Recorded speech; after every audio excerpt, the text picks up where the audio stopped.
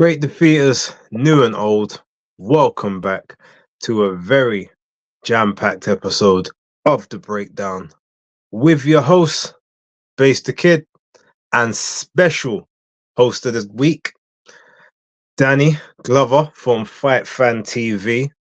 Thank you very much for being here, and as always, we are the children of the game. New and improved, some might say. I reserve judgment for, political purposes. But with that being said, Dani, how's your day been? How's your week started? How was your weekend? Like, talk to us.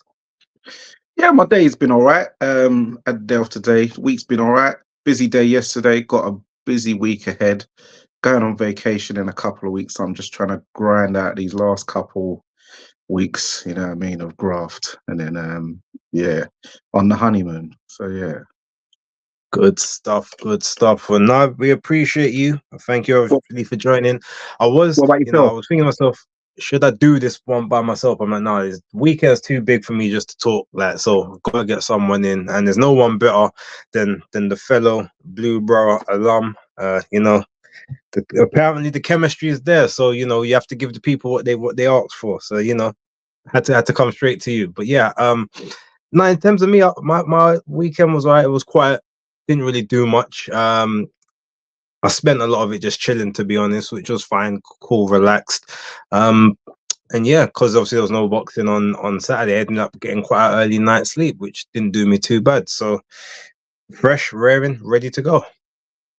Oh, that's good. That's good to hear, man.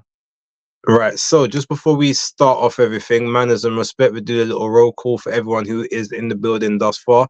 So we've got Tyler MF Durden, big up to you, number one in the building today. Dan the man, SC15, hardest working guy on Twittex. Thank you very much for being in attendance. As always, Untraceable, big ups to you. Alexander the Great, aka Alexander Sankey. Thank you very much for being in attendance on Friday.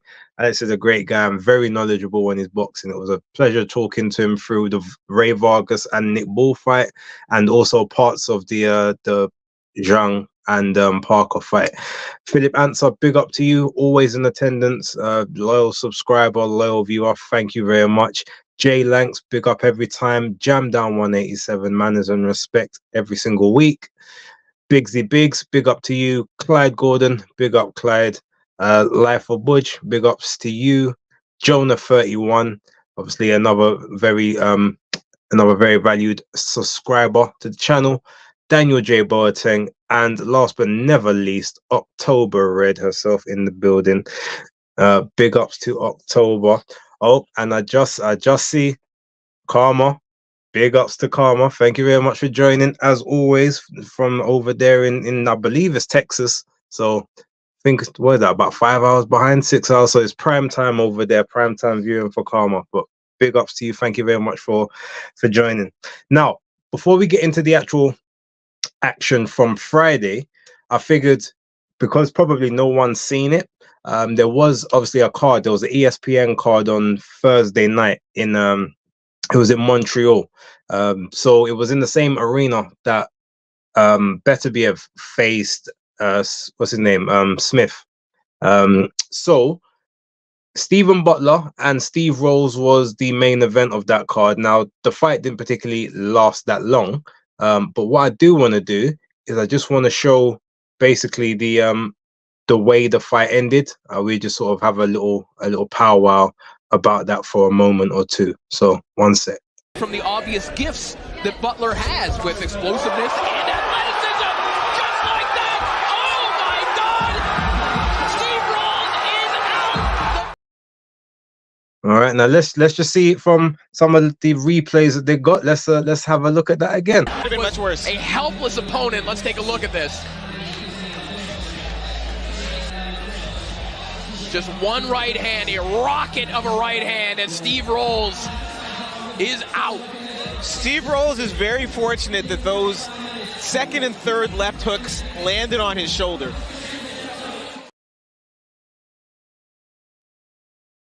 So yeah, that was the first round of the main event, and Steve Rolls, I don't think he's ever been hit or caught like that before in his career, but that may be the end of the career. Who knows? What did you think from what you just saw there? I was absolutely shocked. He got proper steam rolled over. Like, I thought he was. When you told me about that fight, you didn't even tell me the result. I just thought that, oh yeah, Steve Rolls won. I thought Steve Rolls probably knocked him out. Yeah, I couldn't believe that. That was actually a shock. I didn't even know the result of that. That was mad. No, I actually predicted. I thought Steve Rolls would win on points, just being like a bit of a cleaner boxer, a bit more of a technical boxer of the two. But no, I mean, obviously, I guess I didn't really factor in him being 39, maybe lost a bit of a step, has been in, a lot of 12 rounders. But I thought, yeah, he just had that experience. But I mean, hey, you get caught, you get caught. He got caught cold. And as you see there, like, that end of it, you literally see the ref jumps in like he's about to do the count where man's sleeping on the ropes. it was quite funny. But that sequence definitely reminded me of Tim Zhu on Tony Harris when is now what I found out to be girlfriend was screaming for the ref to stop it. Yeah, well, I ain't going to get into but yes. Oh, he's out. Yeah. Right. I mean, yeah, because we're gonna go down a hole that we don't really need to go down at this point in time. But no. That was at least in that one, like, Tony Harrison was still kind of lucid while the shots were hitting. Like, Rolls was out from the first shot, so yeah, the ref. I don't know how the ref managed to wait so long before he moved in, but they don't really have young refs these days, so they're not really as spry as they used to be. But I didn't realize he was out. But you could the ref had a better angle than us, but maybe he didn't realize he was out cold on the rope. Let me show you again from the replay angle. You'll see from the first shot lands where the ref is. He sees it quite visible. He is out from that very first shot. Let's take a look. It was much worse. A helpless opponent. Let's take a look at this. Just one right hand, a rocket of a right hand, and Steve Rolls is out. Steve Rolls is very fortunate that those second and third left hooks landed on his shoulder. Yeah, you see? The ref could see, but he's just too slow to get there. Yeah. Yeah. Need to get some younger refs in the sport, to be fair, but it is what it is, man. Either way, good win for Stephen Butler. Maybe that might spur him on to be able to do something again in the middleweight division. Never know. But yeah, thought we just, and I can see October Red she's being naughty in the chat. She's talking about, she wants us to go down the rabbit hole. No, October, it's not gonna happen. October, you don't want to go down the rabbit hole, because me, when I get started, I'll go down every rabbit. Yeah, we don't need that. We get the show shut down on his first week back. Like, can't have that. Before we start with the rest, to me, what big ups to you. Hot Pies, obviously, big ups to you each and every time, and also Ellis Palmer, big up to you, Ellis. Right, so I figured the first fight we might as well speak about would be and I'm trying to avoid the fact I can tell everyone caught what you said. I was trying to I was trying to move past it, hoping they didn't, but everyone's caught it in the chat. Anyway. Right, let's talk about Jang and Parker as the first fight of the night, okay? Because that one's obviously one that's had a little bit of controversy. Big up to Chris Chris Andre from what's his channel, Bet Boxing. So Chris Andre Boxing. So in this fight, he had the fight scored to Zhang. He actually had it 7 rounds. He had it 7 rounds to 5, but obviously with the 2 knockdowns. So he had it 115, 111. What was your opinions on the fight? How did you kind of score it? What was your sort of opinion, and sort of coming after you? I had Joseph Parker winning. I gave Zhang obviously the 3rd and the 8th, and I gave him rounds. So I gave him So I gave him 4 rounds. So it's 8 rounds to 4, but with the 2 knockdowns, 2 10-8s. So what I didn't actually 114, 112. Yeah. That's how I had it. Yeah. Okay. So the first couple rounds, what's his name? Jang, you know, doing his jab thing, but he's sort of Parker's just trying to get his foot into it. Then the third round, you know, just whatever. And then Zhang just hit him with a nothing shot. Well, it looked like nothing to me, but he just stuck his hand out, boom. But you could hear it though, so it weren't no nothing shot because the way it sounded, he's just hit him with the ginseng punch, and he's gone flying over. Then Parker looked shocked himself. He's got up. Zhang's tried to go for the finish, like a bit, you know, hit him with some lefts and rights, but Parker's managed to survive. Good chin, well done to him. Kind of reminded me a bit of the early knockdown he suffered against Derek Chisora, where he managed to get up off the floor. A lot of people forget about that knockdown, to be fair.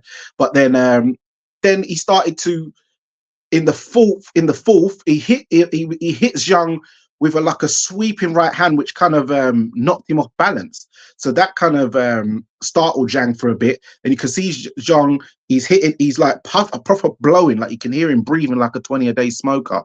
You know, 291 pounds. It's a lot of weight. You know, that's hitting like my weight, even though he's nearly a foot taller than me, but still, he's a big dude. But so he's puffing. Joseph Parker, he's doing the pot shots. Then the fifth and sixth, I gave to Parker as well. You know, Zhang was blocking a lot of the shots, but it's mainly activity at the end of the day what was winning Parker the fight. So he was starting to try, you know, rally back, clearing his head. Anytime he did get hit by Zhang, though, he was definitely feeling them. You know, his nose was cut. The commentator said it was broken. It weren't broken. He just had a cut on the bridge. But good cut corner work by his team. 8th round, Parker, you know, slipping and sliding, moving nicely, kind of got backed up against the rope. Zhang's hit him through a left hand, but missed, and then just dropped the hammer like Judge Mathis with the right hook, which hit him on the temple. And then as Parker's hit the floor, he's hit with a nice little cheeky uppercut and another one. And Parker, you could see, I knew how he felt. I've been there. I haven't been on the deck and got hit before, luckily. But I know that them temple shots, it scrambled his brains. He was definitely scrambled on the floor, and he had to tap into them Aboriginal powers, you know, the Maui Jim, Maui Jim kind of powers. So, and he had to get off the floor. But what it was, in the 8th, Zhang was too tired to try and even go for a finish, I noticed this time. Even though, you know, he done his little he does these mad little funny little comical celebrations. Like sometimes he does that little what's the hawk? Jackson. Julian Jackson. Julius Jackson. Yeah, the Julian Jackson little thing. So yeah, he's very entertaining when he scores the knockdowns. You know what I mean? Big up G Chain as well. I know you're proper rooting for your uncle there, but as we go on. So then the round 9, 10, 11, 12, Zhang was just like stuck in the mud. He had no energy left. Parker's just hitting him with like 3 pieces, 4 pieces. Most of them getting blocked. Even if he's missing, it's just looking good, you know, shoe shine, a shot, activity. And he just won the fight. After when the verdict got read out, I noticed Zhang looked like mad surprise. I know people say, oh, you scored 2 knockdowns, so you win the fight. No, the fight is round by round. It doesn't take to tell you the story of the fight, because all right, you say that, but then those same people, when Tyson Fury got dropped twice by Wilder and it got scored a draw, everyone was like, no, it was a robbery. Fury got robbed. But then Wilder's like, oh, I dropped him twice. But everyone's like, no, but that don't matter because you got to beat up the rest of the fight. Exactly. It's just like Parker. The rounds he didn't get knocked down in, apart from the first and second, 1 to 3, he lost. Then he won 4, 5, 6, 7. Lost the 8 because he got dropped again. 9, 10, 11, 12. He won all of those on my card. You know, activity. And what it shows, because that's his 6th fight in the space of what? 13, 14 months, something like that. No, it's his 5th fight in the space of 14. It's his 6th fight in the space of 17.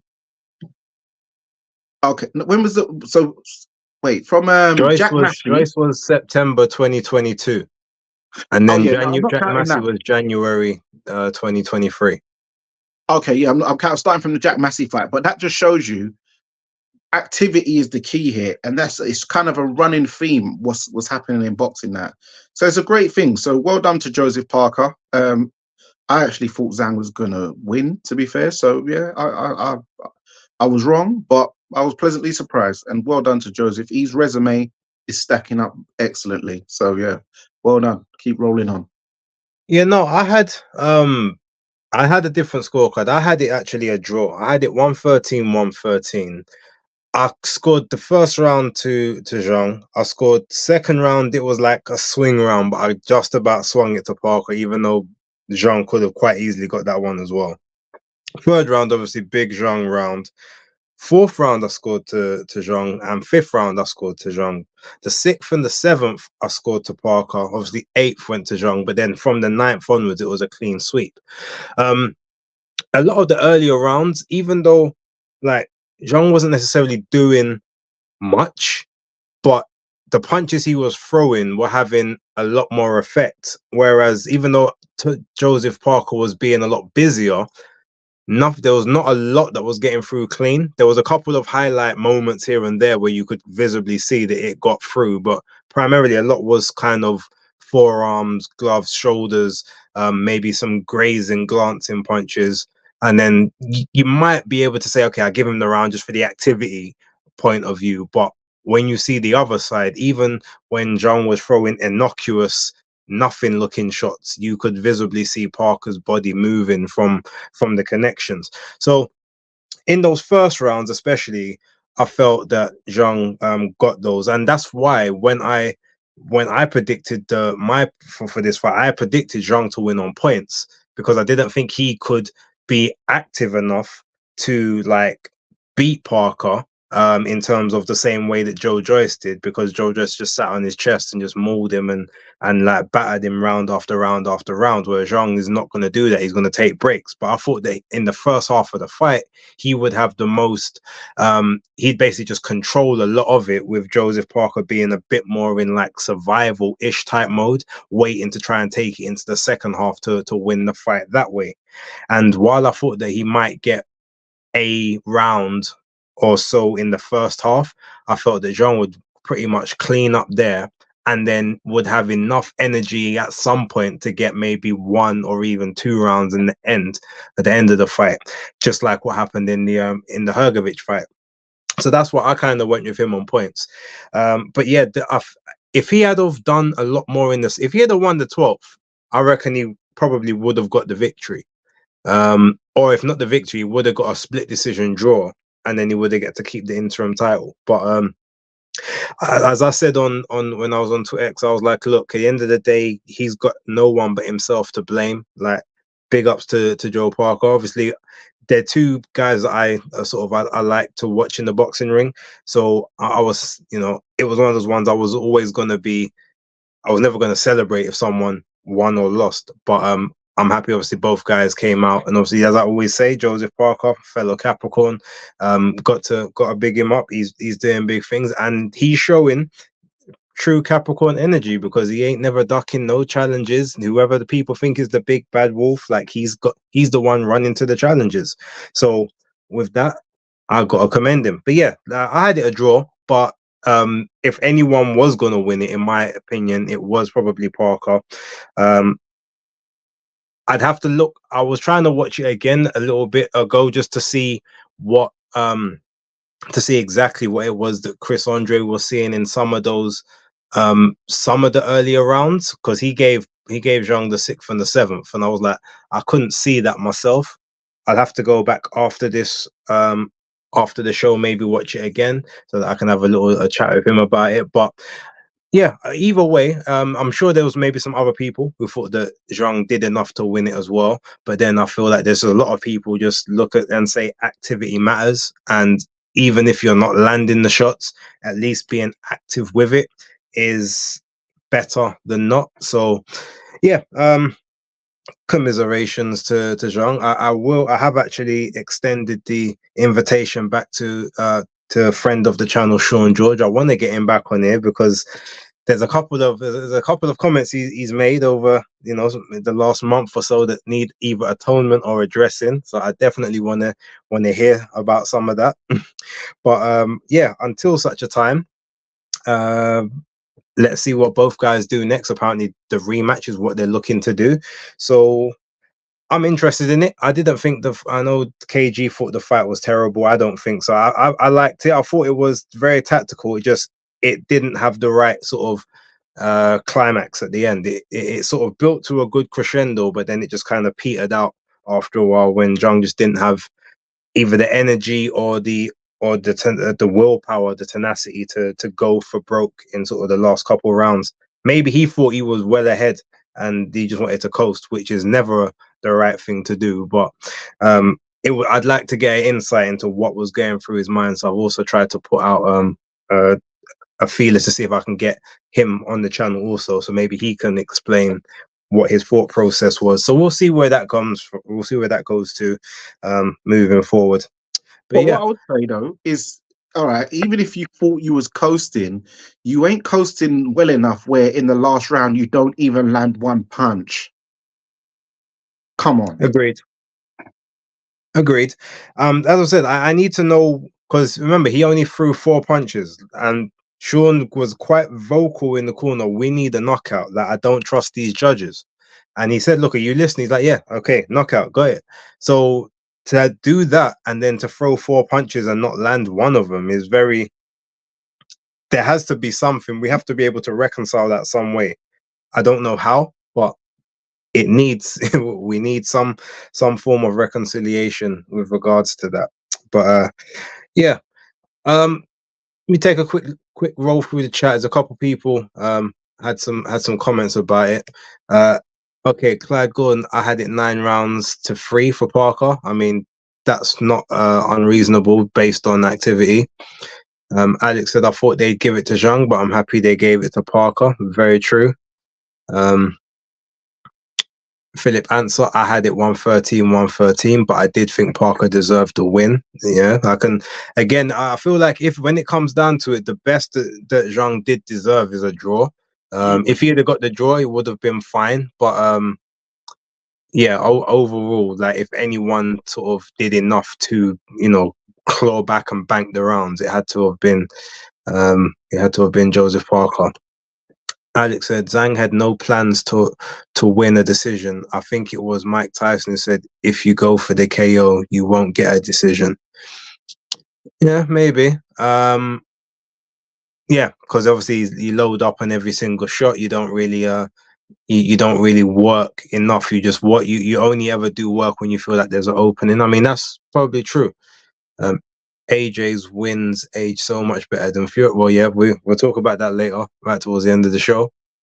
Let's see, Alex said, Joe Joyce has an engine. He's slow as hell, but he's consistent.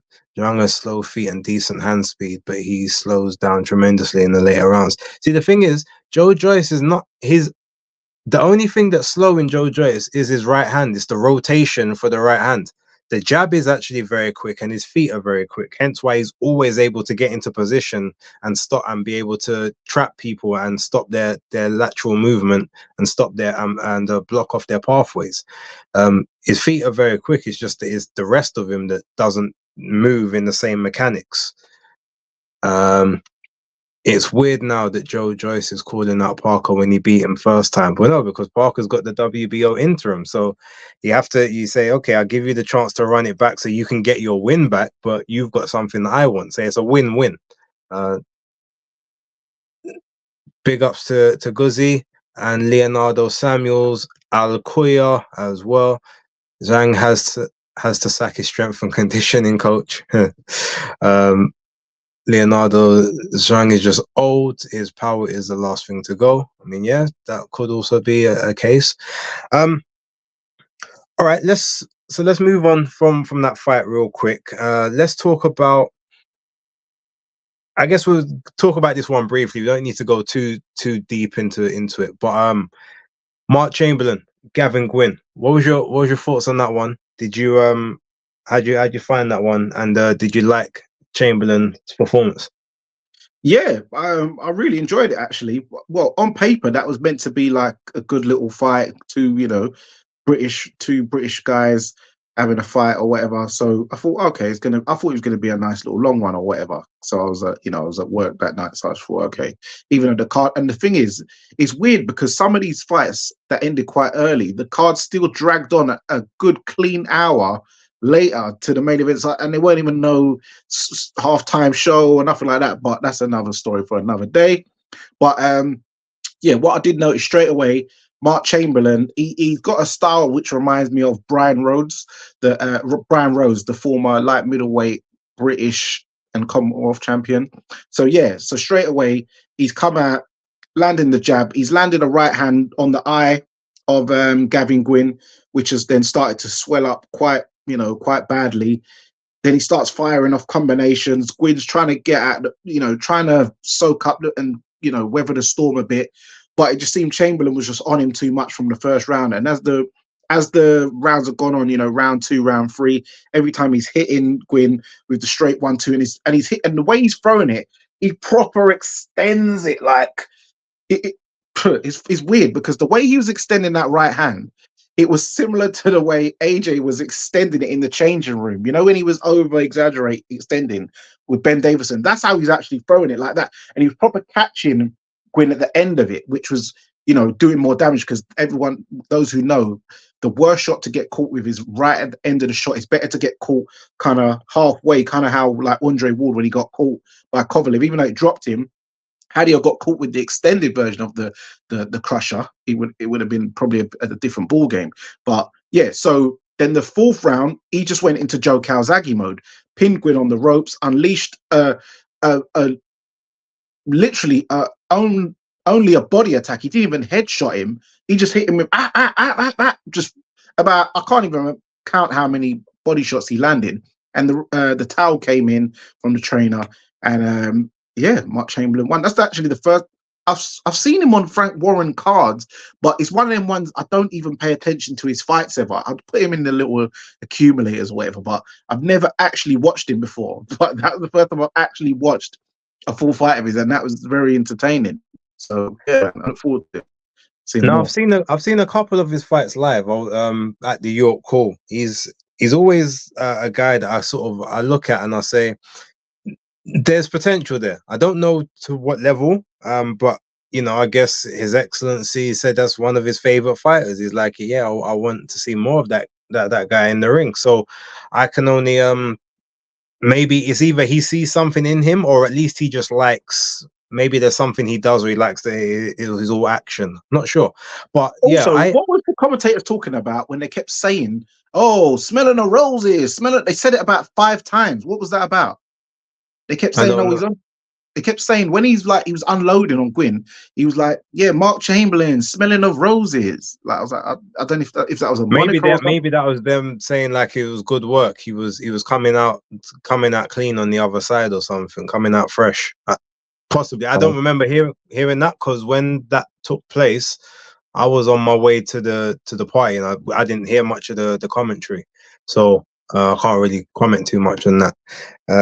But yeah, I mean, yeah, I enjoyed it. I thought that, as you said, like Gwyn was getting caught towards the end of the shots, but outside of that, he didn't play to any of his strengths. He was coming forward in the high guard, and obviously, I know that's his tactic anyway, to try and just lean and wear people down. But it's like, this guy's got big punching power, but you're the taller guy, the rangier guy. Like, just stay distant, stay away from him, box him, make him have to come to you, hit him on the inside as he's entering, because you're not the biggest for punches. So trying to get on the inside, I can understand, okay, if I can wear him out, then I can start to get to him. But better you try break him down from the outside, make him start to fall in the sort of the middle rounds, and then maybe what you like to do can work, because you can't take the power punches when he's fresh. You need to let some of the air out the tires. You need to let some of that power drain first before you ultimately sort of employ those kind of tactics. But it will be it's a learning thing for Gavin Gwyn. But the plus for him is that he doesn't I think the plus is that his European title was not on the line. There was some WBA Continentals, I think, title that they was able to put on the line for it, but his EBU wasn't on the line. So he may still have that. So he may have that as a bargaining chip to get a rematch, or to maybe, you know, to parlay that into a future big fight with some of the other people from the Queensbury stable. But yeah, Mark Chamberlain, good work. Keen to see kind of what happens next with that. And I think someone answered your comment in the chat about why there was so much space between time. And I think his life of Budge, I don't know if this is the facts, but he said His Excellency left his seat and they had to wait. So maybe that's the thing. Like if he gets up to go somewhere or has to do something, then you have to wait till he comes back before you can proceed. And if that's the case, I mean, that's a different level of power, because they don't do that with Bob Arum or Eddie Hearn. No, but he's moving like King Jaffrey Joffa. I remember when he was like, "Let them wait." Yeah, I'm talking to my son. very true, very true. There's a couple comments. I'm not gonna put them up, but I'm sure you can see them. I can't. Batista Diablo, thank you very much for the compliment. I won't put it on the screen, but the people in the chat can see it. Okay, I'll look afterwards. So I'm using my Yeah. phone. I should have got the laptop out, to be fair, but yeah. But even you can still see it on the phone. You just got to click on the more button and then go to comments.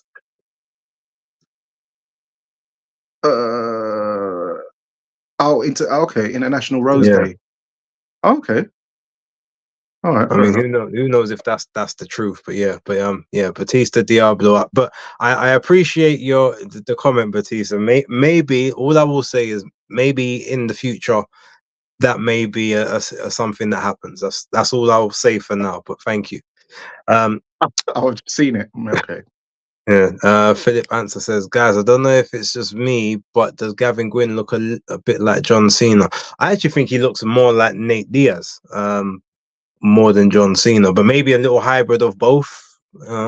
Just to me, he looked like an old school fighter called Scrap Iron Ryan back in the day. Okay, I'll know that one before my time. Okay, so next fight to sort of go through. Let's actually talk about Justice Huni and Kevin Lerena. Now, did you get a chance to go back and watch this one?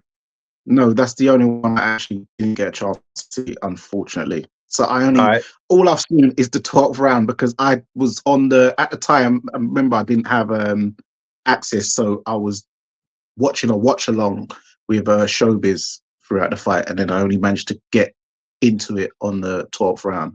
So, man. But yeah. 10 rounder. It was a 10 rounder. 10 rounders, yeah, the last round. Okay.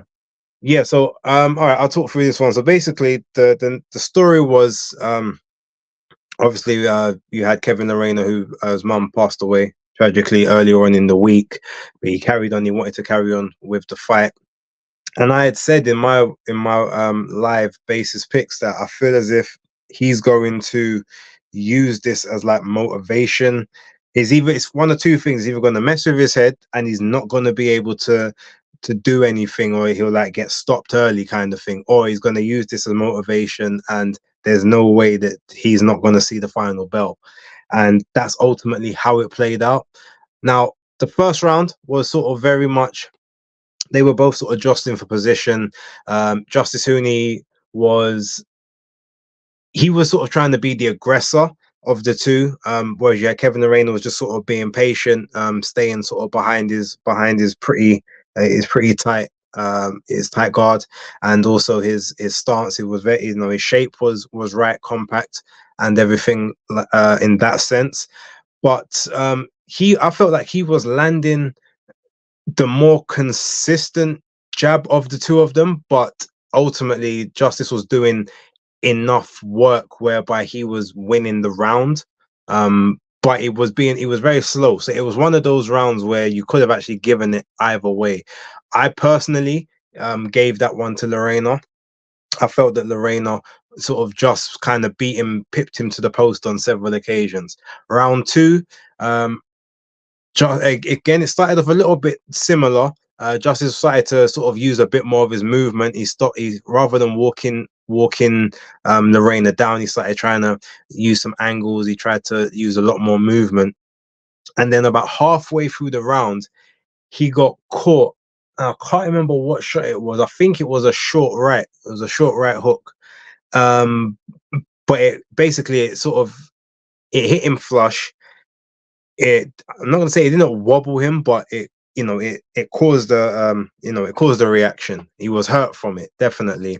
Then he managed to sort of clinch Lorena, and at that point he basically managed to sort of get back into gear, and it's almost like that punch, it hurt him but it woke him up, because from then he took over the round and started to sort of dominate and win the round. But I felt like Lorena still did just enough to nick that one. Round 3, Hooney came into it, like he basically started to pour on the pressure. He was landing the cleaner shots, landing through the guard. He was using some nice pivot work around the target to try and open up angles on Lorena. Again, Lorena still compact, still still in shape, not really taking anything flush, but he's doing his work. Round 4, again, another Hooney round. Round 5 was a bit of a round where Lorena sort of came back a bit, and I feel like he just about nicked the 5th round. Round 6 was another Hooney round, but then from round 6 onwards, 6, 7, 8, and 9, you thought to yourself, oh, Hooney might even stop him, because he busted up his nose. He was starting, the guard was starting to lower a bit. Hooney was getting into his rhythm. Movement was good. Everything was sort of there. He was, defensively responsible, and you could just see it was almost like he was just draining down Kevin Lorena's gas tank and his engine. And at that point, I think I thought, okay, well, he's cruising this. Even if he doesn't stop him in the 10th, he's definitely gonna win the fight. In the 10th now, inexplicably, obviously he starts. It's not showboating. He's not showboating, but he's very confident. He must be like, yeah, I've got this in the bag. So he starts trying to throw shots to almost close the show. And unfortunately, at one moment, he threw a straight right hand from way too far out. I've got no idea why he got his judging of distance so poorly, but he threw it, he overshot it, so ended up leaning forward. And then as he tried to come with the left hook, he got caught with the lead right hook. No, it was at the left hook. He got caught with the left hook from Kevin Lorena, the backhand. It didn't even look that strong, but the way it caught him like right here in the sort of the throat, the babe right here. It didn't even look like it was that hard, but it was clean, it was flush. His legs went, and he was wobbling, staggering all over the place. But Kevin Lorena just he didn't see the initial the initial wobble quick enough to be able to engage his feet to run to the target to get there. So he threw some shots. He managed to throw some shots at Hooney. A couple of them caught him, but he was able to block some and slip some and ride some others. And he managed to then eventually grab hold. He sort of try and get himself back together. The legs were still pretty much gone for the rest of the round, but he was able to be loose enough. He started to obviously throw back a bit. There was no power in the shots. It was just a case that he at least was active, so the ref had no reason that he could try and stop the fight or anything. Managed to stay on his feet, came through the crisis right at the end. I don't think Lorena had enough energy in him to properly try and go for another salvo. And Justice Hooney ended up winning on it was a unanimous decision, 2 scorecards, 96-94. And then I think it was Howard Foster gave him a scorecard at 98-92. So he literally only gave Kevin Lorena, I guess, maybe the 2nd round when he buzzed him, and then the 10th, which to me, like I said, I didn't think was right. I felt that Lorena got 3 of the first 5 and then took the 10th, but he just didn't do enough. Ultimately, I think that was the main issue with that fight. But it was a good little fight to watch. I think they're gonna maybe pump the brakes on Hooney a little bit. Like he has kind of been fast tracked, so I reckon they'll probably keep him in and around this level, but just with maybe some bigger guys that he can use his speed and quickness advantage and his agility advantage. But yeah, I feel like that was probably one of the best things for him, the way the fight took place, to know that, okay, there is still quite a lot to work on. There's still some things that he needs to tighten up on.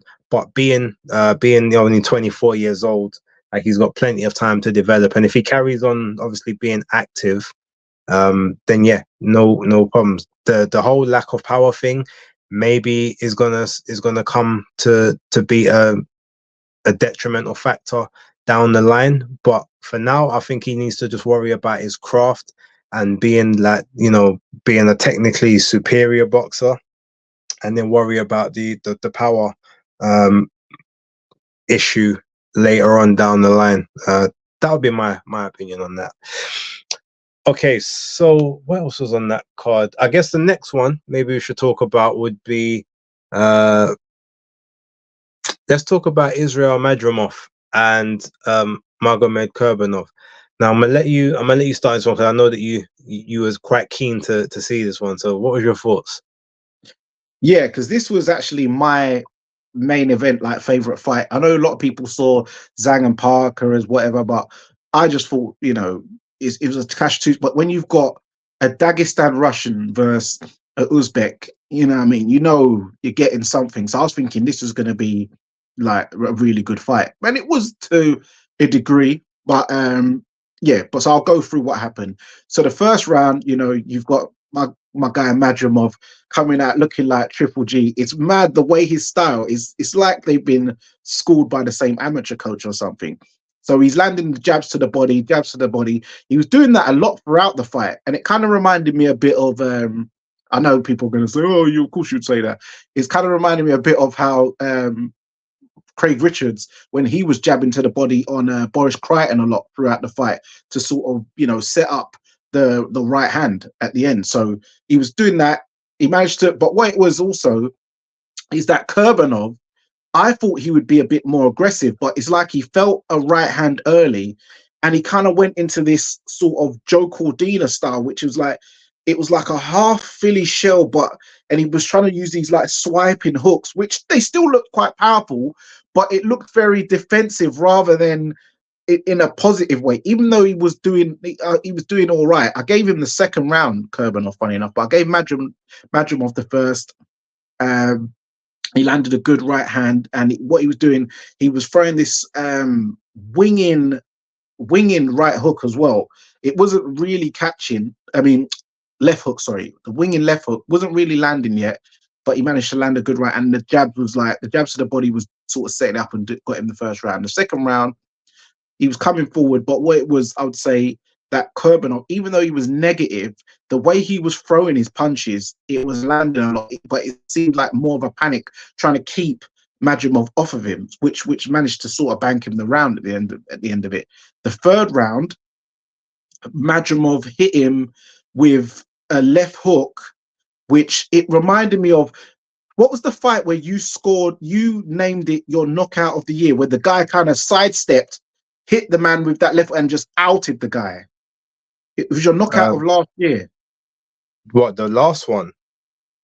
Yeah, I think it was your knockout of the year. Was it 2023 or 2022? No, 3. It was definitely, if it wasn't your knockout of the year, I think it was the knockout, or if it wasn't, it was definitely in your list, where the guy sort of sidestepped over to the right and winged over a left hook, and it just iced the guy flat, kind of by the rope apron.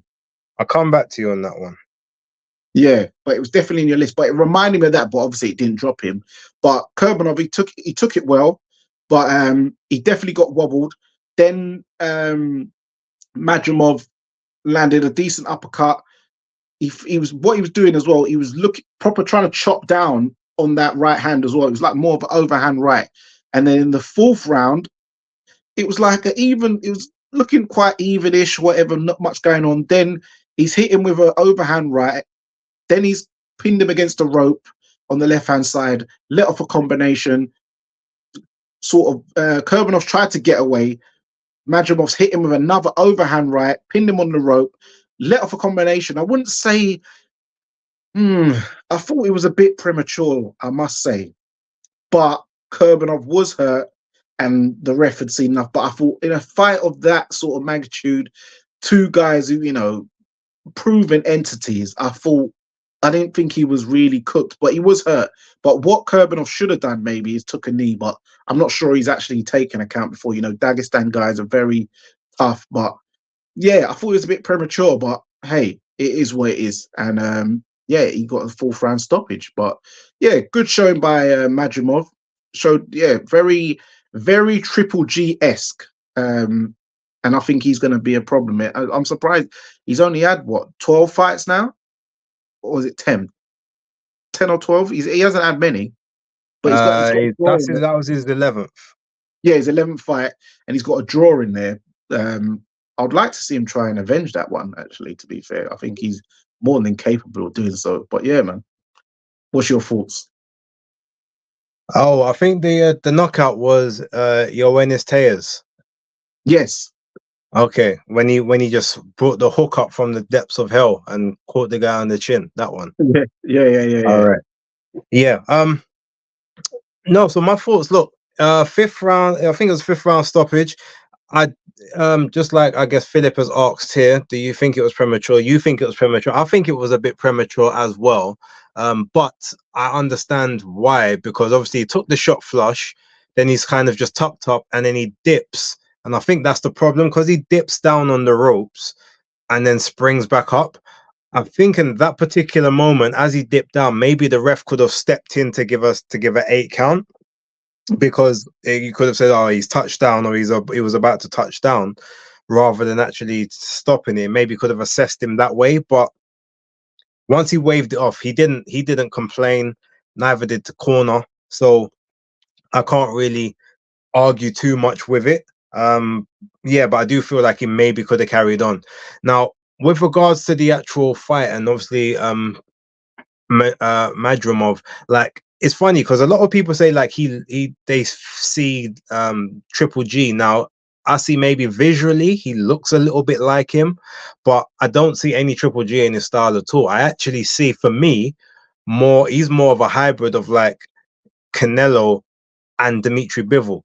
Because if you look at the way that he moves, and the way that he plants his feet, and the stance that he uses, and the way that he steps in and out, a lot of it looks very Bivol-esque. He's not as experienced or as good at it, but it's like the movements, those little micro forward steps and those bounces forward and back look to me a lot more like sort of like Dimitri Bivol. And then the combinations that he likes to throw are very much, to me, like Canelo. Like he'll sort of try and dig, sweeping that sort of that underhook, and then sort of come over the top with either the tight overhand right or the big overhand. But he's got, I think he even trains, or at times he's trained with Bivol, so maybe that's why he kind of exhibits some of that. But yeah, if you look at his leg positioning and the leg stance, he's definitely got that stance ready for the back and forth, that in and out movement.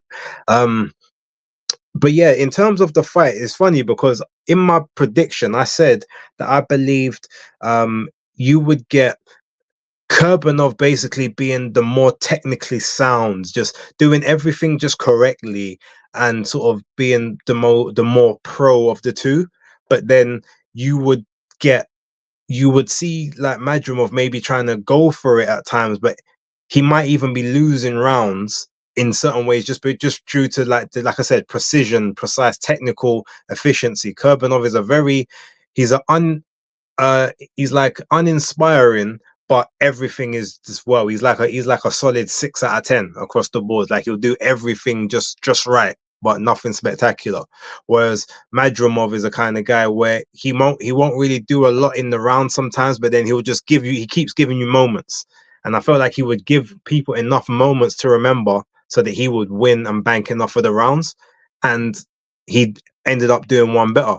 And I remember, and again, shout out to Chris Andre for this, because I saw it in his video, but when I was watching the fight, admittedly, I wasn't able to fully focus on it. Obviously, it's a watch party, you're talking to people, everything's kind of going on, but I was seeing that he was stabbing to the body, and I kept seeing him, he was stabbing, and then occasionally he kept trying to throw the overhand. So I'm like, oh, okay, he's trying to condition him purposefully to drop those hands soon enough, or to try and parry a shot down, thinking that he can get the counter. But then by the time he's tried to parry it, he's already brought it back and come over the top.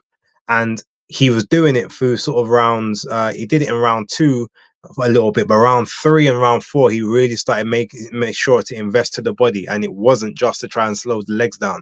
because Kurbanov wasn't moving like that. It was specifically, he was just trying to make him think, okay, get the hands a bit lower, so that when he did decide to come over the top, there was no way to get them up in time.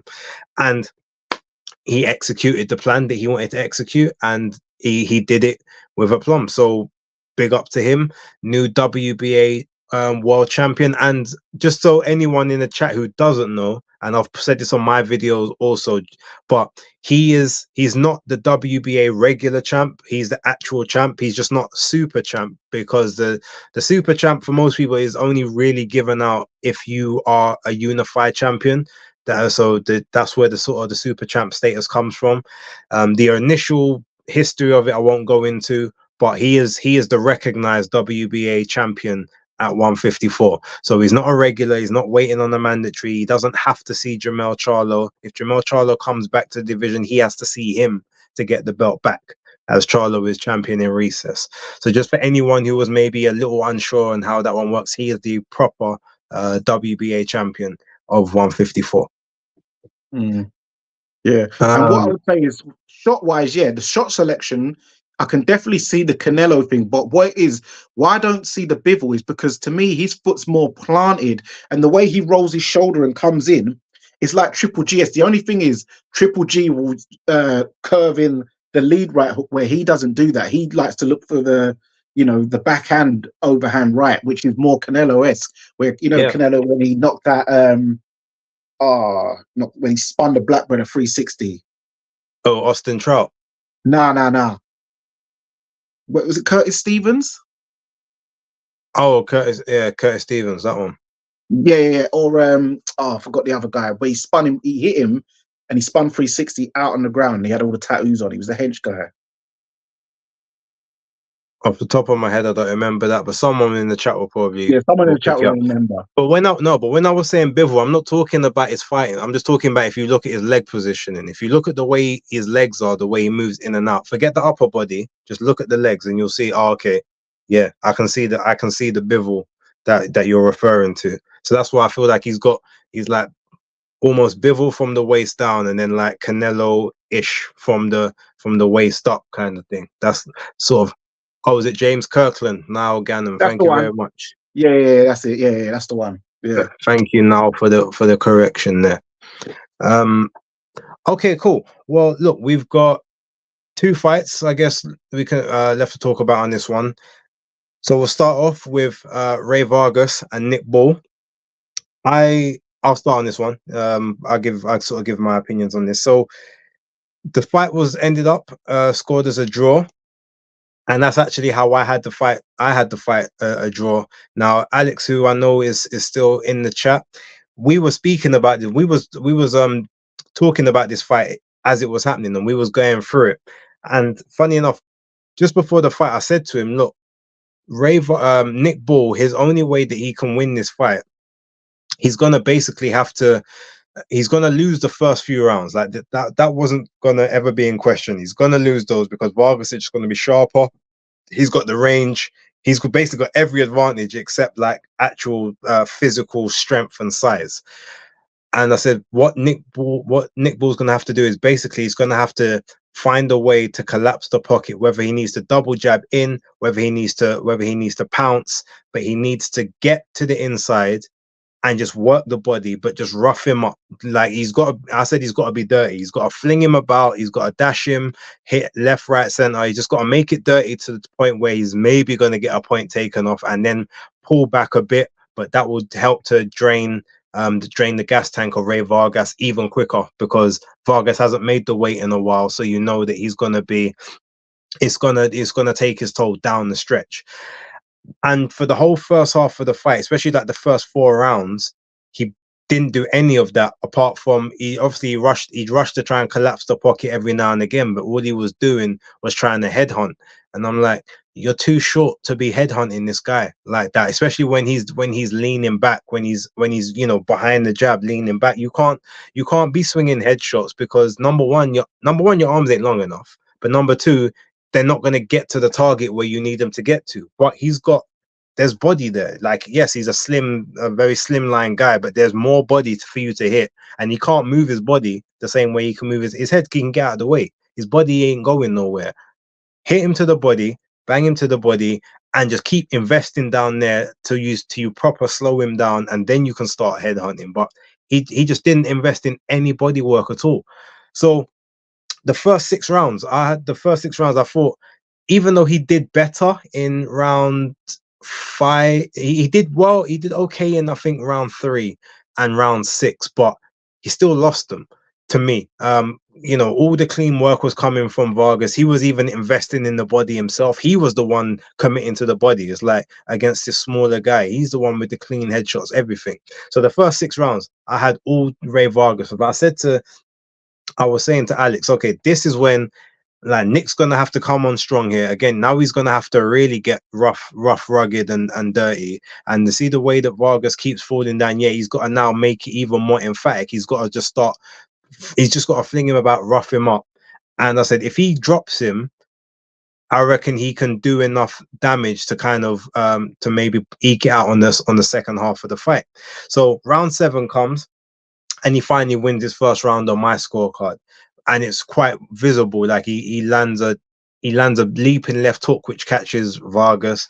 He lands an overhand right, pins him up on the ropes, manages to also throw a barrage of punches there. Vargas manages to get out of it, but you can tell that these couple of the punches that he's taken's affected him. Round 8, obviously we have the knockdown, which was a bit cheeky. Personally, I don't know if it should have been scored. I mean, at the end of the day, he grabbed the guy, flung him, and then obviously as he spun him around, he's hit him with one to the top of the head and then one to the chin. When he wasn't fully set in his stance, but ultimately the shots did land, so it was a knockdown. I said, and that's when I said to Alex, okay, yeah, this is where he's got to start getting to work. Then, inexplicably, in the 9th round, and I believe it's the 9th. Some people say he even did it a little bit in the 10th, but the 9th round, for me, he allowed Ray Vargas back into the fight. Vargas actually, for me, won the 9th round. And he landed the harder punches, the more effectful punches. He stayed out of the way of all the hardest shots of Nick Ball, and he picked up that round. And that's when I said to Alex, he needs to drop him at least 2 more times, or he needs to knock him out for me to kind of win the fight. Or I said that's how I kind of felt it was going. Then the 10th round, he got the 10th round back very strong. Got the 11th, got the knockdown in the 11th, and then won the 12th because Vargas didn't do anything in the 12th. Even though I think on some of the scorecards, I think they gave Vargas the 12th round. Not sure why. But when I looked at it, so I said to Alex, I think he might have just about done enough. And I said, not for me, but because he's the house fighter, I feel as if maybe one of the first 6 rounds he got given, because obviously I know that Barry Jones had him 5-1 up after. No, he had him 6-0. He had it 6, but he had it 6-6 both sides. But I know that some people saying he might have got one of the first 6 as well. So with that have been the case, then I could see, okay, maybe a 114, 112. But I was very concerned about that 9th round. I'm like, I don't think he's won that 9th. And I think that's where the issue is going to be. But I tweeted out, well, my prediction was Ball on points, and it looks like the prediction may have stuck, and the new, and I put like ... question mark. And then I had it in my ear because they wasn't watching, they didn't have the sound up in the venue. So I was listening on the headphones, and I was telling Alex, and then he said, 114, 112 Vargas. I goes, okay, 114, 112 Vargas. Then he's like 116, 110 to Ball. And I was like, okay, 116, 110 Ball. And then and as soon as I heard 113, I said, they've got it as a draw. There's 113, 113 split decision draw. And I was like, well, I think, so I was looking, I said, well, Ball just about could have done enough to nick it. I wouldn't have, like, if they gave it to him 114, 112, I could see it.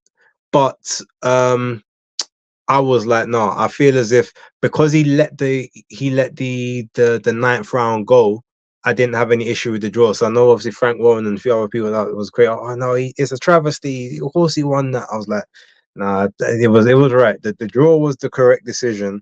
And funny enough, I was also saying that depending on who they've got officiating the rematch, if they were to have one, I'd actually favor Vargas to win the rematch, because Nick Ball was at this point, this was his best try. Even though, yeah, he'd still be the physically superior, the stronger, like he'll have the better engine. I feel like Vargas would know how to deal with the rough stuff better in the rematch, and Ball hasn't really shown that he can adjust and make the necessary adjustments that I think Vargas can. So I feel like this was his shot, but he's supposedly now going to be taking on, or Ray Ford said he's still prepared to take him on and fight him for the WBA title that he's got at 126. So if they can get on that 5 versus 5, all good. I know that they shot the promos for that. We're waiting for them to drop that, so we know what divisions they're doing and who they're picking. But yeah, overall, I thought it was a good contest. Like I said, unlucky for Nick Ball. I would have liked him to win just to make sure that him and Ford happened on that 5v5, and I could have got my fee from Eddie Hearn as the matchmaker that I am. I'm the one. Everyone knows it's out there. 15th of January. I'll put that out as one of the matches for the 5v5. I was also the one that put out the Craig Richards against Anthony Yard fight, which all of a sudden started to come into Eddie's consciousness about 4 weeks ago. Oh, yeah, but no one else wasn't talking about Craig. They was all talking about Callum Smith. But yeah, anyway, that one probably ain't going to happen now, obviously. But I still want my fee on the other one if it takes place. But I'll talk to Eddie about that separately.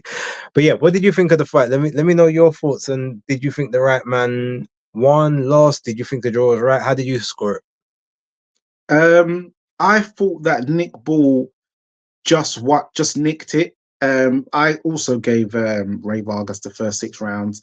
Nick was he's one of my favorite British fighters, so I really wanted him to do it.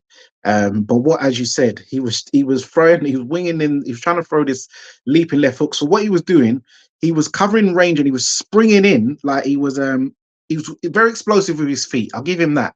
But the problem is that the guy is listed as 5'7", but he's really 5'10" and a half. So he's 8.5 inches taller than Nick Ball. He's only 5'2". The reach was like, so yeah. He got his foot in very quick, but your arms were just too short when you got a man leaning back and able to actually jump round. He was actually jumping round Ray Vargas to his left, so he was getting out of the way. He was getting out of the way of the hook, so Nick just couldn't catch him really. As you said, he should have probably tried to swing those hooks at the body, but maybe he was probably conscious that if Ray did tuck up, he might hit an elbow or forearm and might injure his hand, because when he was throwing him, he was proper winging him in. But what Ray was doing as well, which was annoying me, he was moving a bit like a punk. You know, like when Andre Durrell kept flinging himself on the floor against Carl Froch. So he wasn't letting him work. So he was doing that. And I think that's what, like, kind of maybe wound the ref up a little bit, because he just started falling on the floor so much. Then Nick Ball finally got his first round in round 7. And then Nick Ball, I like this guy, you know, because remember, he's a man, he must have done some kind of judo back in the day, because don't you remember when he fought Isaac Lowe, the way he just threw him in the corner and just said, just punched him up like it was in school or something. So he had the habit. So as Ray tried to, do a flimsy thing, Ball swung him and it said, yeah, eat that, bam, bam, hit him with a 2-piece. Ray's went over, started complaining, but yeah, ref's like, yeah, 1-2, gave him the count. Then gave him the 8th. The 9th was a swing round, but maybe my bias for Nick, I gave him the round, because I had done the Barry Jones 6-6 with the thingy, but it was a swing round. So yeah, he may have lost it, because I know that round, it was he did kind of let him back into it, but I just thought it was a swing round. But I scored it 10-10 with my biasness. I gave it a 10-10. So I actually ended up having the fight 114, 113, I think, in the end. And then obviously dropped him in the 11th. That was a proper knockdown. He should have went for the finish a bit more, but hey, it was a tough. Ray Vargas is a very experienced guy. He's had a lot of fights, and he knows what he's doing. In the 12th round, I don't know why a judge would give Ray the 12th. That's strange. Maybe they just wanted to see a draw so they could run it back. I don't know what he was playing at, but yeah, I had Nick Ball just nicking it. I know Frank Warren was getting really animated and upset. He won the fight. He won the fight. But what did annoy me is Ray Vargas crying, like basically, oh, I come to his backyard. I'm like, backyard? This is not his backyard. It's like, this is in Saudi Arabia. This is neutral territory, sunshine. Like, relax. Like, yeah, but you know, when he's talking about backyard, he means this is his promoter's card. This is basically his fight is closer to his side of the world than it is his. He probably doesn't even know Liverpool. To him, the whole UK, the Saudi Arabia, like the Arabs, it's all one place. It's not even in Europe. How often do you think? Let's not forget, right? He's from Mexico, and the only place he would have boxed outside of Mexico is the States. How often do people from the States care about other places, other geographical locations in the world? Not really. Most of them don't actually own a passport, and that's the sad thing, because this is where the ignorance lies. Is where they feel. Do you remember when Andre Ward said, "Oh yeah, I was fighting on his home"? No, what's it? He said, I went to Carl Froch's home turf when he was like, because I went over to the East Coast, so it's farther away from me than it is for Carl. I'm like, hold on a minute, you're in America and you're saying that you've gone to the Americans. Sometimes they do my head in with this stupidness, but yeah, it is what it is. But yeah, yeah.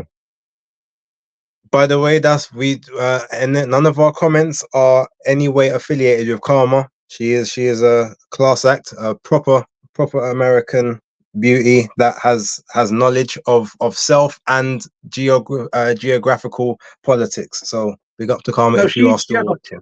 She has a passport. I know she's well traveled. So we're not talking about all Americans. I'm just talking about the demographic where the majority don't own passports for the majority of their life, unfortunately. So they don't really recognize anybody outside of the Americas. Right. So yeah, overall, I feel like I said, if anyone was gonna get it, I did think Bull would have just about edged it, because technically he was the home fighter, or at least the fighter that had the most vested interest. But I did think the draw was correct ultimately. So that's kind of my thoughts on that one. Last but not least, obviously we've got to go to the main event. Now then, in terms of the actual action, there's not a huge amount of there's not a huge. Oh, let me read this comment first, actually, from Star Fox McLeod 2113. Said, no, he thanked the kings of Saudi at the end, but the translator did say, so he's well aware. Yeah, I think to them, like I said, they just probably think that because it's his home turf, it's his home network, you know, or he thinks he's probably on TNT Sports, it's his promoter that's sorted out the promotion. So that's what he probably means by his backyard, and obviously it is a lot further away from Mexico than it is Liverpool, I would believe. But yeah, Anthony Joshua, Francis Ngannou, I'm gonna let you take this one away. You can give us your technical analysis. I'll come in with my sort of analysis of it afterwards. But how did you see it, and what was your prediction before the fight? My prediction before the fight, I was on the round table with Joe Habib and D Styles. I actually thought that Anthony Joshua would win on points, but he would put Francis Ngannou on the canvas at some point. I thought his power would register, but I just thought with Ngannou's big head and big neck, I thought, you know, maybe he's got a really good chin, because he showed a good beard against Tyson Fury. But we do have to also take into account that, you know, me and you have said Fury ain't really no puncher like that. So, you know, and he did look like he just come out of, you know, the rising sun. So, yeah. But yeah, Anthony Joshua, he went one better. It didn't surprise me. It was pleasant. It didn't surprise me. I knew he was going to drop him. I didn't know he was going to ice him. But hey, the first round, he's come out. He's looked very measured, using his very technical, astute Olympic boxing style. Ben Davison seems to. I know a lot of people give him a lot of flack, including myself. You know, they call him Chris Jericho, PE teacher, blah blah blah. But you know, he's managing to get results out of these fighters, so he must know what he's doing down at the Performance Center. You know, AJ gave him a shout out, so he's come out in a very technical style. Ngannou, looked very erratic and wild. He's like the way he was trying to swing his hook, his left hook. It was just like very erratic, and I just thought, okay, you're looking a bit civilian here. Yeah, you shape up well. Like you look like you've definitely boxed before, maybe as an amateur or something, as I heard he did with Takan back in the day. But he looked very wild and erratic, which was a sign of nerves. And AJ may have sensed that. So AJ was just biding his time. And then he picked his moment, fired the right hand through the middle, dropped Ngannou. Ngannou was on the deck first round. I didn't think he'd get dropped in the first round, but hey, he landed it. And it was a good shot. Ngannou got up. He didn't even look too hurt, to be fair. It looked more of like the impact and the shock factor. So that was that. Then the second round, he's hitting Ngannou with another big overhand right, which rocked him. He's dropped him again with a right hand, but then as he's got up, AJ's went for the finish, but then got caught slightly, which, maybe he might have had flashbacks of the Ruiz thing where he had to kind of grab Ngannou for a little bit and thought, okay, let me just take that happened in the first round. That was the first round. Was that the first round one? Yeah. So that's why he didn't. That's probably why he didn't go for the finish then, because it's like he registered something. Yeah, I don't want to get caught with something a bit silly because he was moving so erratic. When like a rat is about to get killed by a cat and it just does the last hurrah attack. So that's what Ngannou was trying to do. I don't know why I'm talking about rats. It is crazy that you refer to man as a rat. But I know I should because I wouldn't say it to his face. But so you know what I mean. I know my limits. Yeah. But anyways, so then the second round, he's banged him with another right hand. He's gone over, but in time, he's look hurt. Like you see his face is distorted, his face is puffy, and he's looked hurt. So then the rest counted. AJ's literally just walked over like Kingston walk in the park and just went leveled him, just flattened him, flatlined out, ice cold, and it was done. And he just walked around like, yeah, this is what we do. I was very animated afterwards. I was saying about, MMA guys, historically for me, they just don't have no chins. They don't have no chins. They get dropped. The ref jumps all over it. Herb Dean and them man there, they're straight on it. They don't let you really get going. They don't get up and have to recover. They don't fight while in a concussed state. This is why UFC guys, none of them have ever had a fatality, fortunately. So boxing is a lot more dangerous. The punches people talk about, they wear 4 ounce gloves. What is the reason why it's 4 ounces is because the fingers are cut off. So there's weight, all that weight's gone because they've got to grapple. The wrist section, there's no real, thing there. They're not really taping that bit. So the weight's down, but the knuckle part is about the same weight anyway. And with boxing gloves, don't think just because it's a bigger, a more weighted surface, that all of a sudden it must be pillow. Unless you're wearing winning gloves, it's not soft. If you've ever felt a fighter's gloves through the glove, you will feel their knuckles through it, especially with the taping, the way it's hardened. Trust me, the punches you receive, well, personally, it's hurt more getting hit with a glove than in a street fight with bare knuckles, surprisingly enough. Some people might think, how's that? It's just the way they throw the punch and the way it lands. And I don't think the fact that people will throw more power behind the shot when they've got protection on their hand than if their hand's bare. Yeah, with the wraps and stuff. Yeah, they're throwing full, and AJ was really stepping into the shot.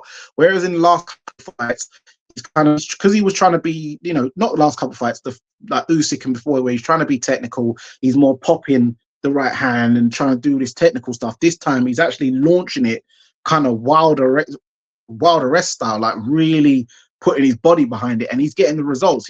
He's slept the last 2 guys, so. This is show he weren't sleeping guys before. He's never slept no one prior to his last 2 guys. So it's showing that he hasn't. Check the resume. So he's showing that this is a development, that he's really actually starting to put his body behind into these shots. So yeah, and with MMA guys as well, people talk about, he takes knees to the head, takes kicks to the head. Heavyweights of that size, they're not really getting their leg up high like that to really be kicking Ngannou in the head like that. So and they're not landing in the velocity. The way AJ landed, Ngannou ain't ever felt. I don't think I've never seen Ngannou get dropped by a punch whilst in UFC. So this just showed you, you get hit by a proper boxer, you're going down. And just like when old Ray Mercer was about 48 years old, went into the MMA cage and knocked out the former UFC champion Tim Silver in about 10 seconds, slept him. So boxers do go in the cage and get the job done. Dillian White was doing that. So, a lot of MMA guys talk about, you'll never come in and fight me in my thing. Yeah, when you try to go for that grapple and the takedown, you've got to then risk going into the danger zone and getting clipped. And a lot of guys ain't really looking to risk that. So, yeah, don't just think, just because you do MMA and you're in a cage, a so-called cage, that you're just some barbarian animal. No, you're not. You can get clipped too, sunshine. And, you found out. Okay. Yeah, look, one of the things that I enjoyed in the fight, in the first round, obviously AJ very concentrated, very focused, didn't really give much away, didn't show any visible signs or tells of maybe even being apprehensive. But Ngannou started off quite well, to be fair. Like, because he's got the longer arms, he was actually able to catch AJ when they was trying to exchange jabs. So what I actually then liked what AJ done is he was looking at it, and then when he started, he basically started trying to probe to see, okay, how's this shot gonna, if he throws this, how am I gonna have to react to this shot? And then he started to do the level changing, and then the first time he would do it, Ngannou wouldn't move. Then all of a sudden, when he did it the second time, Ngannou would try and level change with him. So okay, so now we're seeing exactly how much quicker he is than him at processing this information. Then every time he started just stepping with the foot, doing the foot feint, and you kept seeing Ngannou trying to use his lead hand to try and swipe down as if he's trying to do a downwards parry. But he kept doing it, and he kept biting on every single time that AJ done it. And literally from about 5 seconds before he actually went and switched southpaw, Ngannou's mouth started to open up. And his mouth wasn't that open in the Fury fight in the first few rounds. And from there, I said, oh, he's got a lot of, so he's been burning off nervous energy, because he's already sort of breathing a bit heavy. He's already kind of heightened. He's already in a heightened state of alert intenseness. So, so Joshua kept just looking, and he kept making him feint, and he kept trying to do the downwards parry, but rather than using his arm to push the shot out, to push the hand out, to say, okay, if you try and bring a shot in, I'm going to get it this way, he kept trying to parry it down. But obviously that then leaves you exposed if someone wants to then come over the top of the shot. So AJ started doing that. So then all of a sudden, but because Ngannou was sort of catching him from time to time, and he's like, okay, it looks like he was doing well. He was winning the initial exchange. And then inexplicably, he turned southpaw. But it was like, at that moment, there was absolutely, number one, there was no need to turn southpaw. But number two, what you then did was actually gave up the advantage you had, which was your right hand. Because your right, the way that he throws his right hand, he extends it a lot cleaner than when he's throwing his left. His left always arcs when he goes to throw the straight, whereas the right is a bit straighter down the target. So he then hampered himself, even though it might be his power hand, he's put his power hand into a useless position where it's now just being used to try and parry shots. But he's also then not looked at his foot placement, because now he's allowed AJ to know exactly how close he is to him, because his foot's right there in the exact same spot as his. So then he did the level changes again. He tried to throw a left hand, which missed. And then after that, AJ, it was just there. He inched forward. He didn't even do a full step. He inched to the point Francis just couldn't see that, it was coming. And then he let the shot go. There was no tell. He didn't launch it. He didn't load it from here. He just let it go straight. And as he let it go, bang, button, nose, mouth, straight down. And from there, I thought, oh, okay, that was earlier than I thought. But I still thought, okay, well, Francis it'll sort of come through the next couple, and then maybe around about 5-6, because I predicted he'd get a knockout in the 9th.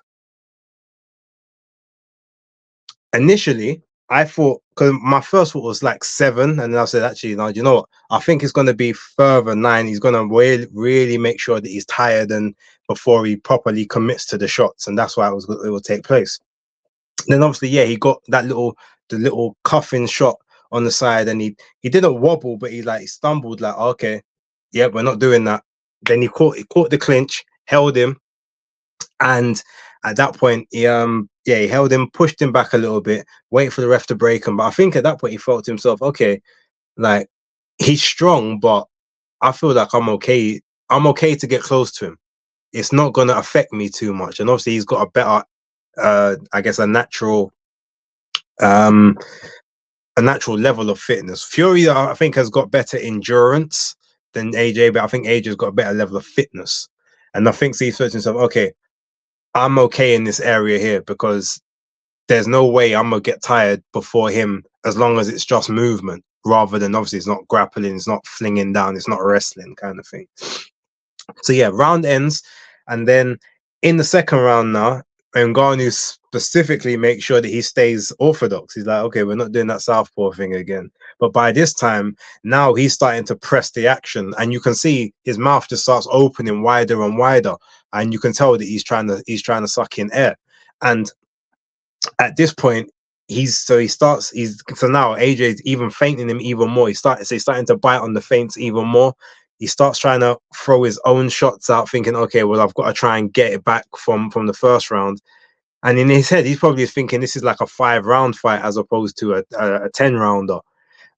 And then, yeah, but he started making mistakes. So then AJ was starting to shoot more shots to the body, which he did in the first round. He shot a couple of really good shots to the body, which really affected Ngannou. You could tell that took some of the energy out of him.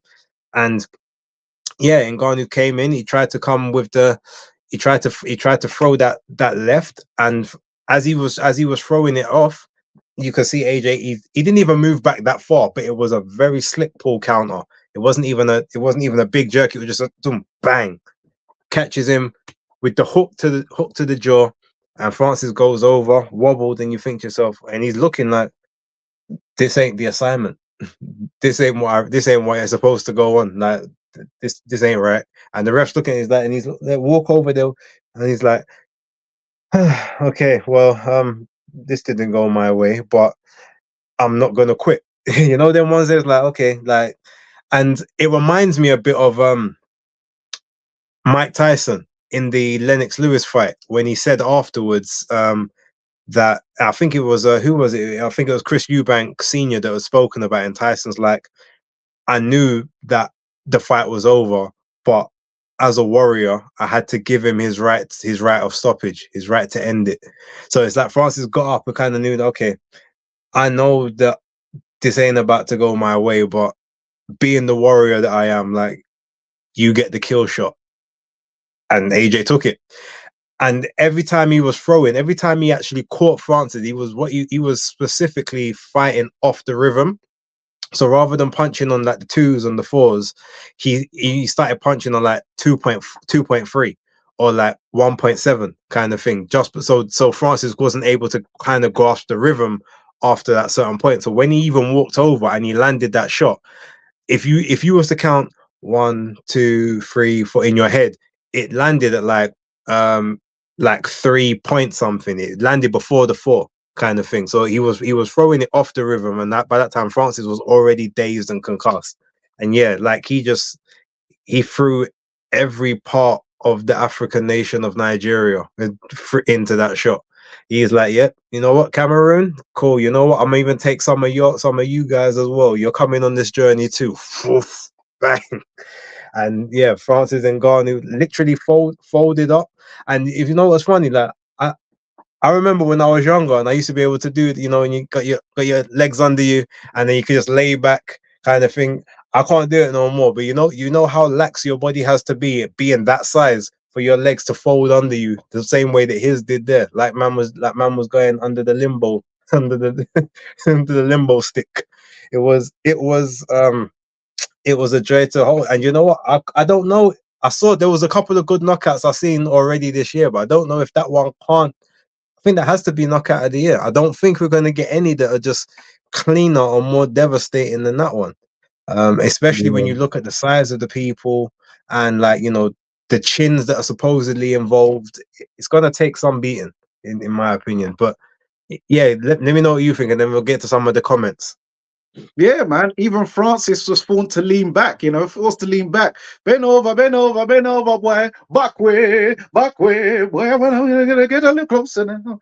That's what it looked like. It was a madness. But yeah, Spencer Fearon, he predicted that AJ was gonna lose. He was saying Francis Ngannou was gonna show AJ about real Africa. This is what he said to me, you know. And I called him straight up. I said, what was you saying? What was you saying? This is what I don't see. We sometimes, brothers, you gotta stop doing this. AJ is African, just like Fabio Wardley is Nigerian.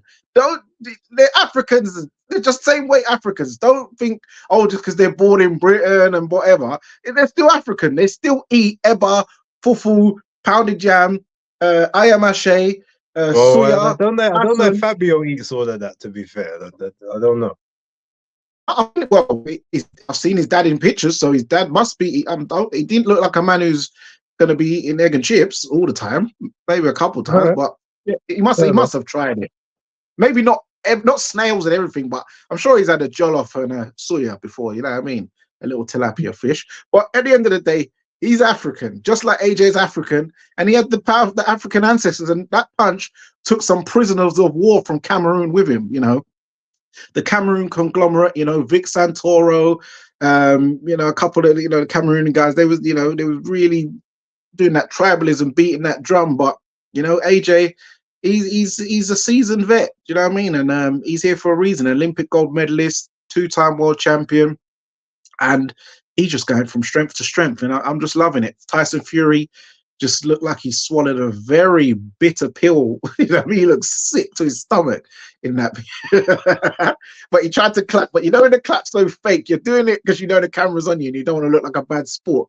But I know he was burning inside. So yeah, it's one of them ones. But we're gonna hopefully see in April. Is it April? May 18th. May.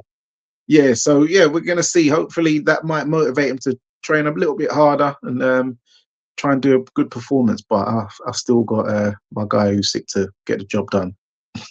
Well, yeah, look, I mean, Anthony Joshua definitely looks at this moment in time, forgetting the whole Ben Davison thing. Because, okay, one thing I will say, and I'll give credit to Ben, because obviously he's doing something that AJ is responding to. AJ is starting to punch through targets. He's become a bit more like the old him. But the one thing I will say personally is I think that Ben is already at this point, he's proven that he is a top level trainer. You know, he's done it obviously with Lee Wood. You know, he's Devin Haney. Obviously, him and Lee Wiley are doing good work with Devin Haney as well from time to time. He seems to have rejuvenated AJ. But I will say that he has been given the easiest tasks of AJ's career in the kind of the rebuild thus far. Because if we look at Otto Wallin, AJ already knew about Wallin. I think that even if he was with Derek James, even if he was with Robert Garcia, Rob McCracken, I think he kind of would have done a similar thing. Maybe not as aggressive as early, but he was very comfortable with Wallin. He always knew that he had his measure. And then this one, you're like, well, ultimately, this guy, yeah, he hits hard, but he's a novice in this sport. He ain't done this like I've done this. He's not an Olympic gold medalist. He's not any of that. So I think the test comes. It's not even everyone says, "Oh, the test comes when he gets his chin tested and does he react to it?" No, the test comes now when he fights someone of the same level as him. Maybe not like an Olympic gold medalist, but someone that was an Olympian or someone that had a very decorated amateur background and a pro background. So Hrgović is a good test for that. Even somewhat, actually, no, I would have said Jang, but obviously he already kind of knows how to deal with him from their Olympic days. But those type of people, the people with like a lot of experience, it's either a lot of amateur experience or I've had a lot of pro fights. You know, at least sort of that 25 to 30. whether they've won all of them or not, but those kind of tests, that to me will tell you a bit more how, you know, how it kind of plays out and how much Ben is improving him. But what I will say is I do think Ben's got his mentality on point, and all of the natural tools that AJ had, it looks like they're all sort of forming and coming together. And I feel he definitely is in his prime now, and I reckon he'll stay there for about another 18 to 24 months. So he's 34 at this point. I reckon by the time he's 36, 37, will be either he would have either stopped, or like or we'll find between now and then his best years. So now we will know, okay, how good are you? How well can you take a punch? Like how you know, are you the best in the division? Like, you know, can you beat them all, kind of thing? This is the period we'll know. He's got the pro experience, he's got the amateur experience, and it looks like he's got his confidence back, or at least full confidence, which is the main thing. But yeah, let me just look at some of these comments before I sort of give you final closing thoughts.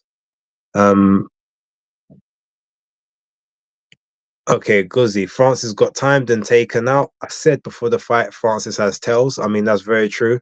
A lot of his tells were there. And Guzzi also agreed with you, said no 10 counts in MMA. Star Fox McLeod 213 says Ben Davison is a fraud. He's going to get found out sooner or later. The man's overrated. I mean, what I will say is, look, I think we all kind of felt that before, but right now, okay, maybe the one criticism you can kind of give him at this point is he's never taken someone from debut to title, but he's got people that he started from debut, so we'll see where they get to. But ultimately, anyone that he gets with does seem to be winning belts. I can't say he's a fraud anymore. I think before he maybe took praise for other people's work, but I think now, especially with the whole Lee Wiley thing, I think he's done enough to earn his stripes. What do you reckon? Yeah. Also, I think people have to take into account that he's quite smart at what he's done. Is that he's got Barry Smith in the gym. Barry Smith has been in the game so long. Like, he's trained a lot of guys like from like my age group and before, but he just had he just never really had the luck. He was always getting given like guys who was on ticket deals and, you know, the hard slog, where he was actually an all right trainer. But now he's got the facilities and, you know, the stuff like that. He's able to work with decent talent. I think he's part of it as well, because I know he's definitely working with these guys, and I think that part of Ben Davison's success is down to Barry Smith being in the gym also. You'll see him a lot in, you know, videos and pictures of a lot of the fighters. So yes, it is the Ben Davison Performance Center, but the actual proper experience and knowledge, I do say, is Barry Smith. But yeah, Ben Davison definitely is good at getting people's psyche and mentality, and he knows his stuff. But as you said, he's never taken someone from scratch yet and produced, but Barry Smith has. So I think he's got a good team down there, and yeah, they're doing good. And people say, oh yeah, he's going to get found out sooner or later. I wouldn't say it's getting found out. Everyone has their time. As we see, people get trainer of the year, and then all of a sudden it just starts going to pop, because everyone has their run. Every trainer has their run. Abel Sanchez had his run. Freddie Roach had his run. Floyd Mayweather Sr., Roger Mayweather, Teddy Atlas, Virgil Hunter. Everyone has their run. Just because the run comes to an end don't mean you're a fraud. It's just like a fighter. Just because your run comes to an end don't mean, oh, you're a hype job and you're a bum. No, every dog has their day in it. So he's having his day in it. Let him have his day. So yeah, man, Derek James had his day. You can't just say all of a sudden he's a fraud. Now he's got some bloody head case. He sits there looking defeated in the corner on the floor these days. Oh my god! But he's not a fraud. Everyone has their day in it. Well, Karma says Lee Wiley is the talent in that outfit. Ben may be a fraud. I mean, maybe, but look, I think that the extensive research that Lee Wiley does, coming up with the tapes and watching the tapes and the game plans, maybe he's literally doing the work and Ben's just the one disseminating it. Possibly, I don't know, but either way, I guess they work well. So that's what I'll say. Yeah, Lee Wiley, Barry Smith, yeah. Theo Bernoulli says people need to give Ben Davison a chance. He's mad young. Yeah, I think he's only just about turned 30. He's not had a chance to take people from debut to the top yet. He's got a couple of people from debut now. So in about 3-4 years, we can find out exactly. Untouchable says, you have to give Ben his props. He may be or may not be elite, but he is getting the best out of Joshua, which was no easy task considering how many he has tried since leaving McCracken. It's very true also. Dio Bernoulli also said Otto Wallin also knew about AJ too. He would have known how to fight AJ too. See, I disagree with that. To him twice. Yeah. If you've lost to him 2 times, you don't know how to beat him. Like, so the only air if you've got is now is, oh, maybe his mentality is not the same. Maybe I can poke a chink in his armor, but you don't know how to you don't know how to fight someone that you've never beaten. Like you might know how he fights, but you ain't never been good enough to change the outcome. So that comment doesn't ring true, Dio Bernoulli, unfortunately. Also, Otto Wallin was AJ's sparring partner. AJ was never Otto Wallin's sparring partner, so it was always a-sided for AJ, whether they was in a bout for real or whether they was in sparring. And someone said, Dillian Whyte KO. No, Dillian Whyte wasn't out cold. He was exhausted and he got slumped on the rope, but he was still awake and he was breathing heavy like a chimney. Philip Answer says, it's funny, the way Ngannou went down was the same way he went down in that AJ Ngannou fight promo, if you can remember. Yeah, I remember actually. I don't think it was the final punch part he was talking about. I think it was one of the early, when they had the little early knockdown bits in there. But yeah. No, it's right. When they hit each other at the end together and they both went down at the same time. He's talking about. But that would have, no, because there was no time when he dropped down like that on the, I think it was one of the earlier ones, because there was 2 times. So there's one where AJ gets obviously knocked through the wall, then there's the one that he gets dropped through the in Japan, I think it is. But then there's a time when Ngannou gets he gets knocked down, and the time when he gets knocked into Mexico. I think is one of those times, I think, is what he's referring to, because all the times he fell in this one, he just fell backwards, like onto his backside. He just fell onto his like, yeah. And he never laid down flat, except for the last one. But that was, like I said, it was more of a slumping. So I don't know if that's the one he's referring to, but let's see. Philip Ants also says, I gotta say AJ did what he was supposed to do against Ngannou, but now you got people like Spencer Oliver saying he's the best heavyweight in the division. He beats Usyk. Spencer is such a sycophant. Well, I mean, look, Spencer's gonna do Spencer things. He's always gonna back his guy. So in some ways, I'll respect that. But anyone who listens, and I say, you know what, I've spoken to him a couple of times, but anyone who listens to Spencer Oliver as your voice of reason or for any kind of knowledge or tactical assessment, you're not someone that needs to be watching this show. So I wouldn't worry too much about what Spencer has to say. When he can get his weight classes correct, then maybe we can listen to Spencer. Oh, man. Let's see. Dillian was on Jupiter. Just because the eyes are open doesn't mean they are aware. And what's this? Dio Bernoulli says, bro, boxers have lost to opponents in the amateurs, then beat them in the pros. Why AJ, for example? Yeah, but there's a difference. People lose in the amateurs and beat them in the pros if they have the right style to do so. Like Otto Wallin was comprehensively beaten as an amateur, and his style wouldn't have changed enough. The only way that works in the point system, obviously you get people like Mike Tyson, who was it he got beat by in the Olympic tryouts, and then ended, yeah, that's it, James Tillis, and then ended up obviously knocking him out as a pro. But it's a whole different style. Like at that point, Otto Wallin doesn't know the secrets to beating AJ, because he's never done it. He's never bested him in sparring. He's never bested him in any of the tournaments they fought. Like AJ knew him. I was scared. The whole you knew Otto didn't know how to win that fight, from the fact that in every single lead up, all he kept talking about is, I think he's on the decline. I think I don't think his confidence is there. So I'm gonna exploit that. That was his whole game plan, hoping that the confidence was shot. So that's how you knew that he didn't have no ways to kind of beat him. How cool you says Ben Davison is the Jose Mourinho of boxing. I mean, yeah, Mourinho had his period. I mean, obviously he's on a very down patch at the minute. So I guess you're saying that Ben Davison is about to get the down patch, or that he did well because he had superstars to work with initially. I don't know. So he's got the Master League team, yeah. Maybe, but look, ladies and gentlemen, we've been going for a lot longer than I thought we would be. Last comment I'll read out from Diobanu. He says, all them talk sport boys just giving correct information when it comes to boxing. Very true on that one. But yeah, we'll leave it there.